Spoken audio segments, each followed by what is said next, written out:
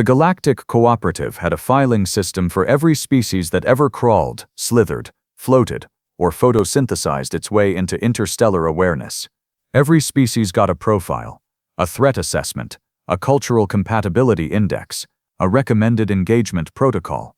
It was thorough, meticulous, and, as far as the bureaucrats of Orbital Station Varath were concerned, infallible. Humanity's file was 17 pages long. 17. For context, the Dravathi, those six-limbed philosophical giants from the outer reach, who once debated the ethics of gravity for 2 centuries before agreeing it was probably fine, had a file 1,200 pages long.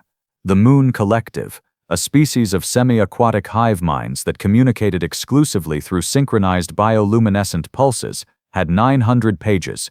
Even the Pelori, a species whose entire civilization consisted of building increasingly elaborate nests and then arguing about them, had 462 pages. Humanity. 17. Page 1 was demographics.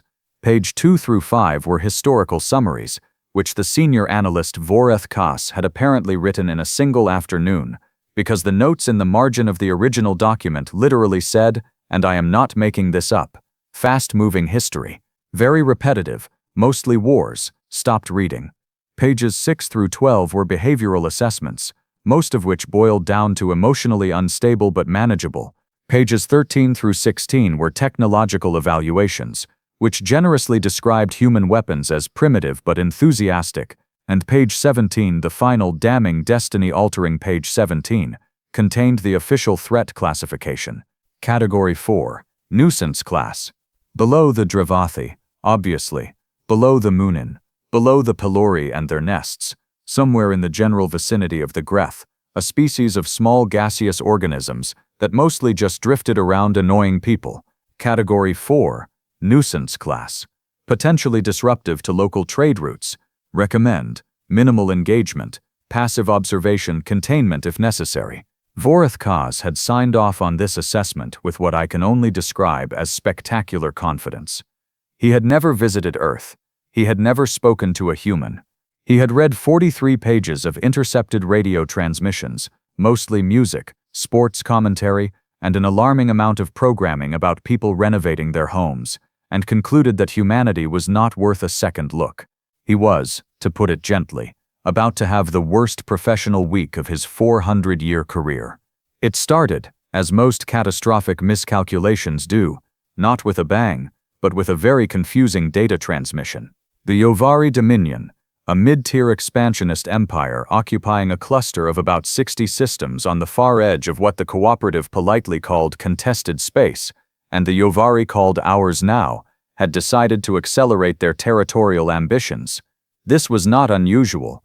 The Yovaari expanded roughly every 40 years, absorbed a few underdeveloped systems, extracted their resources, and settled back into a comfortable period of administrative smugness before doing it again. It was practically a cultural calendar event. The cooperative monitored it, filed the appropriate complaints, and generally did nothing because the Yovaari paid their station dues on time. The problem, and really, this should have been caught earlier, was that their latest expansion vector cut directly through a small system the cooperative's maps labeled as Sol. Category 4, Nuisance Class. Minimal engagement protocol active.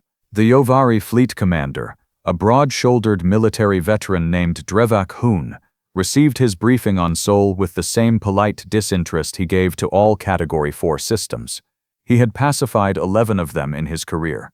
The process was straightforward.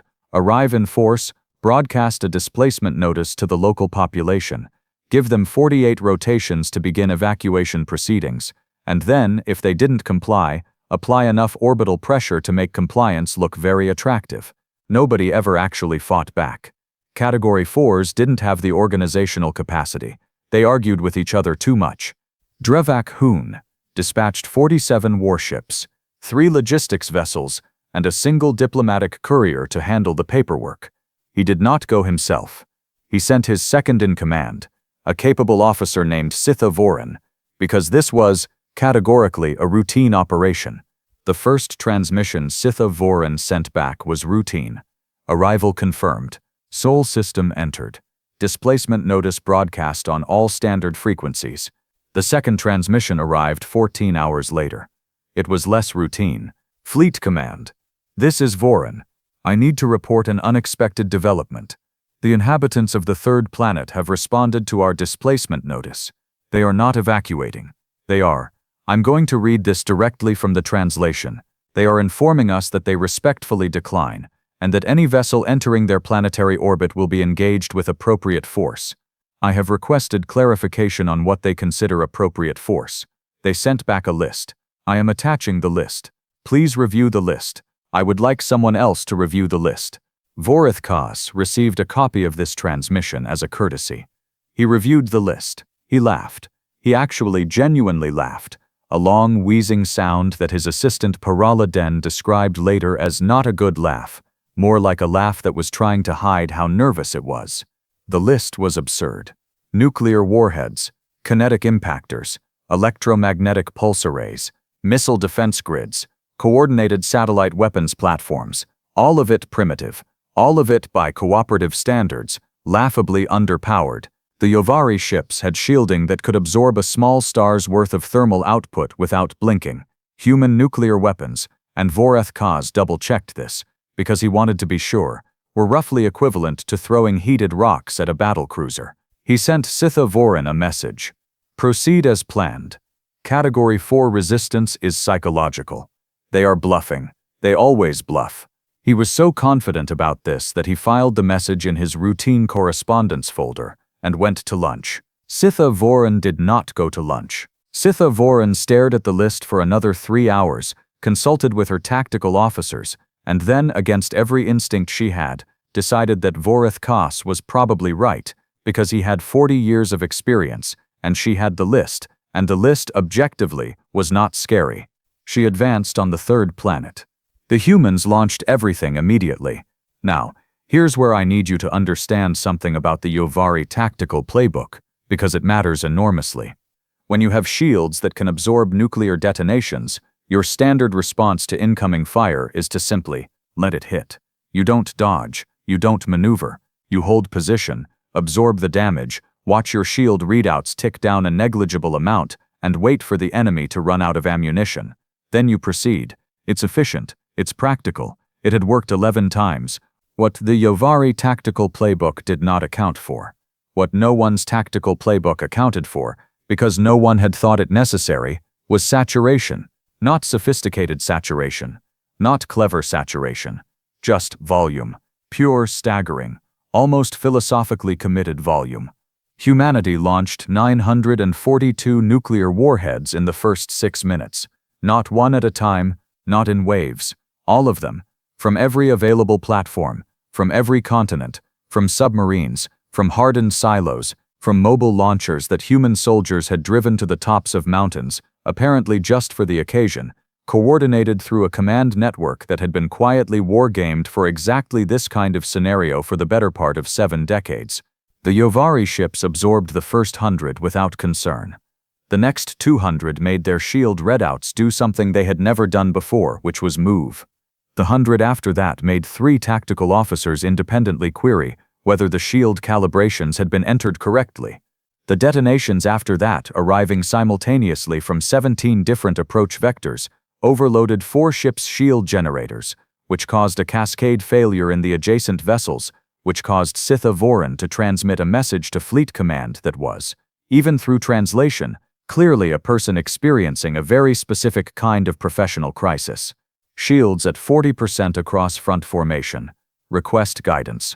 Humans are request guidance. Humans are they are still launching. How are they still launching?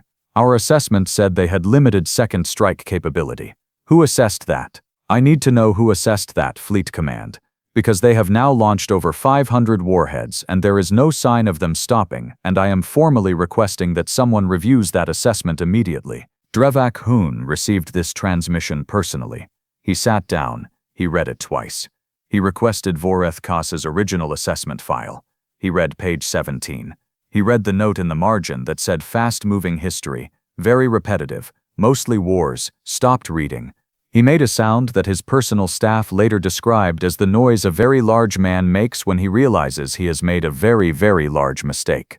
Meanwhile, back on the third planet, in a command facility that the humans had named, with characteristic dramatic flair, the Global Defense Coordination Center, a name that Parala Den would later describe as either very confident or very delusional, and now I am no longer certain which. A woman named Commander Adeus Okonkwo was staring at a tactical display and doing something that no Yovaari officer had expected. She was not celebrating. She was not relieved. She was calculating. How many of their forward ships have lost shield cohesion? She asked. 4 confirmed. 2 probable, said her tactical officer, a man named Lieutenant Yusuf Baranowski, who had not slept in 31 hours and had the wide, feverish eyes of someone operating entirely on adrenaline and bad coffee. And their repositioning pattern? They're pulling back, ma'am. Regrouping at approximately 400,000 kilometers. Adeze Okonkwo nodded once. Then she picked up her secure line and called a man named General Hakeem Veld, who was in a bunker in a different part of the world and who had been waiting for this call since the first Yovaari ship crossed the outer marker. General, she said, they're pulling back to regroup. If we let them regroup, they come back with a better plan. There was a pause. I know, said General Veld. Another pause. The orbital platforms, Adeyes asked. Ready, he said. We weren't supposed to show them those yet. I know, she said. There was a long moment. The kind of moment where 2 very tired people are silently agreeing to do something that will irrevocably change the course of history, and they both know it, and neither of them says that out loud, because saying it out loud would make it heavier than they currently have the bandwidth to carry. Do it, said Adeyes. The orbital platforms, 12 of them, positioned in geosynchronous array, built over 20 years in what humanity's governments had publicly described as a joint scientific initiative, and had privately described as the thing we build so that the thing we built before isn't the last thing we have, fired simultaneously. Sitha Voran's transmission cut out mid-sentence. 3 Yovaari warships ceased to exist. Vorath Kas, back on Station Vereth, received the casualty report 40 minutes later. He read it. He read it again. He requested a damage assessment summary. He read that. He looked at page 17 of his own file. He looked at the note in the margin. He thought assessment. He thought about how he had written emotionally unstable but manageable in section 7, column 2. He thought about 40 years of experience evaluating species, and how not one of those years had prepared him for a Category 4 nuisance that had apparently been quietly building orbital weapons platforms while he was deciding they weren't worth reading about. He did not go to lunch. He sat at his desk, and he opened a new file, and he began typing. The file was not 17 pages. Vorath Kaz typed for 11 hours straight. His assistant Parala Den brought him food twice. He did not eat it. She brought him something to drink. He did not drink it. She eventually just stood in the doorway of his office, watching him type with the expression of someone witnessing a religious conversion happening in real time. Uncomfortable, a little awe-inspiring, and deeply inconvenient for everyone's schedule. By the time he stopped, the file was 438 pages long. He had gone back and read everything. Not the summaries, not the highlights, everything. The intercepted transmissions, the historical databases, the archaeological surveys, the behavioral pattern analyses that his department had commissioned and then filed without reading because they came in slightly over the word limit and nobody had time. He read all of it in 11 consecutive hours, with the focused desperation of a man who has just discovered that the thing he dismissed as a minor footnote is in fact the entire book. What he found did not make him feel better. Humanity, it turned out, had been in more or less continuous conflict with itself for the entirety of its recorded history. This was the part his original assessment had noted.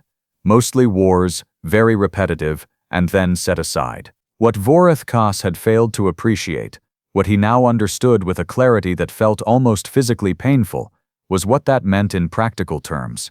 It meant that for thousands of years, humans had been running the largest, most sustained, most brutally efficient weapons development program in the history of their planet. Not because anyone ordered it, not because a central government mandated it, but because they kept fighting each other, and every time they fought each other, the survivors looked at what had killed their friends and immediately started building something worse. The cooperative had species that had dedicated centuries to weapons research under ideal laboratory conditions, with full institutional funding, and the best scientific minds their civilizations could offer. Humanity had dedicated millennia to weapons research under battlefield conditions, funded by existential terror, staffed by people who knew that if they didn't figure it out fast, the people on the other side of the hill were going to figure it out first. There was a difference. It turned out there was an enormous difference. Vorathkaz highlighted a particular passage in a human military history document, a secondary source, a popular history, not even an academic text, that had been in the intercepted database for 6 years without anyone opening it. The passage described something called the two-front war problem, which was apparently a recurring nightmare in human strategic thinking, the fear of being attacked from multiple directions simultaneously. Humans had spent so much time worrying about this problem and devising solutions to it, that their entire military doctrine had evolved around the assumption that they would always be outnumbered, always be fighting on unfavorable terms, and always need to hit harder and faster than the enemy expected. They had not built their orbital platforms because they knew aliens were coming. They had built them because they were afraid of each other, and orbital platforms were the next logical step after everything else they'd already built. And humans, apparently, did not know how to stop at the next logical step. They kept going. They always kept going. He flagged the file as priority absolute and transmitted it directly to the Cooperative Council's emergency session, which had been convened approximately 4 hours after Sithavoran's transmission cut out, in a state of what the official minutes would later describe as significant procedural urgency, and what Parala Den would later describe as complete panic. Everyone was shouting, someone knocked over the refreshment table and nobody picked it up for 3 hours. The council received Vorathkaz's revised assessment with the kind of silence that falls over a room when everyone present is simultaneously realizing that they have all made the same mistake and are now equally responsible for its consequences. Councillor Therath Moon, a senior representative of the Dravathi, the 1,200-page species, who had sat on this council for longer than most human civilizations had existed, read the executive summary, set it down, and said, very quietly, "How did we miss this?" Nobody answered. Mostly because the answer was, "We didn't look," and that was not the kind of answer that sounded good in an emergency session. Meanwhile, Drevak Hoon had pulled his remaining fleet back to a holding position significantly further from Earth than his original operational plan had specified, and was in the process of having what his senior staff privately agreed was the most focused strategic conversation of his military career. He had lost 3 ships. 3 ships, not to an advanced civilization with centuries of spacefaring experience, but to a species that had achieved orbit less than 100 years ago, that still used chemical propellants for atmospheric flight, that, and this was the part that kept nagging at him, had apparently not been surprised by any of this. That was the detail that bothered him most. Not the casualties, not the shield failures, not the orbital platforms appearing out of nowhere like a particularly unpleasant magic trick. It was the response time. From the moment his fleet entered the system, to the moment Sithavoran's flagship took the first incoming fire, was less than 3 hours. 3 hours. Drevak Hoon had pacified 11 Category 4 systems. The average response time for a Category 4, the time between arrival announcement and the local population beginning formal surrender discussions, was 62 hours. That was normal. That was expected. That was what happened when a species without serious military infrastructure encountered one that had it. Humanity had responded in 3 hours. Which meant they had a plan. Which meant they had anticipated this. Which meant that somewhere on that small blue-green planet, people had sat down and drawn up a response protocol for exactly this scenario. Alien fleet. Displacement notice. Unprovoked territorial aggression. And had not only drawn it up but apparently drilled it, rehearsed it, refined it, and had it ready to execute at 3 hours' notice. He requested a full intelligence brief on human military command structure. His intelligence officer, a meticulous analyst named Sarova Lith, delivered it personally rather than transmitting it, which Drevak Han took as a sign that it was either very good news or very bad news. Sarova Lith had the expression of someone delivering very bad news while professionally maintaining the posture of someone delivering neutral information. They have multiple independent command structures, Sarova Lith said, that have been secretly coordinating for approximately 60 years under a protocol they call a mutual defense framework. Publicly, Their nation-states present as fractious and divided. Privately, their military commands have been running joint exercises, sharing intelligence, and maintaining shared infrastructure for 6 decades, specifically in preparation for what their documents describe as a non-terrestrial threat. Drevak Hun stared at her. They knew we were coming? Not us specifically, Sarova Lith said carefully. But they knew something was coming. Eventually, they decided 60 years ago that the probability was high enough to prepare for. So they prepared. There was a long pause. They've been pretending to argue with each other, Drevak Hun said slowly, while secretly building a unified planetary defense. For 60 years. Yes. Another pause, and we classified them as Category 4. Sarova Lith had the professional grace not to respond to that directly. Back on Earth, in the Global Defense Coordination Center, Commander Adeoze Okonkwo was receiving her own intelligence brief, delivered by a woman named Dr. Neka Farouk, who ran the Cooperative Monitoring Division, a department that had existed quietly for 31 years, staffed by linguists and xenobiologists and signal analysts who had been intercepting and cataloging cooperative communications since before most of their colleagues knew the cooperative existed. They're holding at 800,000 kilometers, Dr. Farouk said. Fleet Command is in contact with something called the Cooperative Council. There's significant signal traffic. Our translation algorithms are getting about 70% accuracy on the content, but the emotional markers are very clear. Which are? Adeoze asked. Dr. Farouk considered how to phrase this professionally. Distress, she said finally. Significant, widespread distress. Adeoze allowed herself a single, very small smile. Then she put it away, because there was still a Yovaari fleet 800,000 kilometers from Earth, and smiling felt premature. What about the Council? Are they likely to intervene directly? Unknown. But, Dr. Farouk hesitated. There's a specific signal we've been tracking from a station they call Varath. It's being routed directly to the Council emergency session. It's a file transfer. Very large, and it went out right after the casualty reports, meaning someone revised their assessment of us, very thoroughly, by the size of it. Adeoze looked at the tactical display. 800,000 kilometers. Far enough to suggest hesitation, not far enough to suggest retreat. The Yovaari fleet was in a position that professional military people recognized instinctively. It was the position of something that wasn't sure whether to push forward or pull back, and was waiting for someone else to make the decision. She picked up her line to General Veld again. They're waiting, she said. I know, he said. If the Council intervenes, this becomes a diplomatic situation. Yes, and if it becomes a diplomatic situation, we need to be sitting at the table, not standing outside it. A pause. You want to make contact. I want to make contact, she confirmed. On our terms. Before they recover their footing. General Veld was quiet for a moment. Outside his bunker, she knew. It was early morning. The sun coming up over a world that had, in the last 18 hours, fired more nuclear warheads than any point in its history, destroyed 3 alien warships and was now, improbably, still here, and still functional, and still thinking about what came next. That was the thing about humans that Vorath Kas had written 438 pages trying to explain and still hadn't quite captured. They were always thinking about what came next. Do it, said General Veld. The transmission Adeoze sent was brief. It went out on the standard cooperative frequency, which humanity had known about for 22 years, addressed directly to both the Yovaari Fleet Command and the Cooperative Council, simultaneously, which was itself a statement. They knew the structure, they knew the hierarchy, and they had chosen to speak to both at once. The message, translated, read, "We note that your fleet has sustained casualties and has withdrawn to a holding position. We have sustained no casualties. We are prepared to discuss terms. We are not prepared to discuss displacement.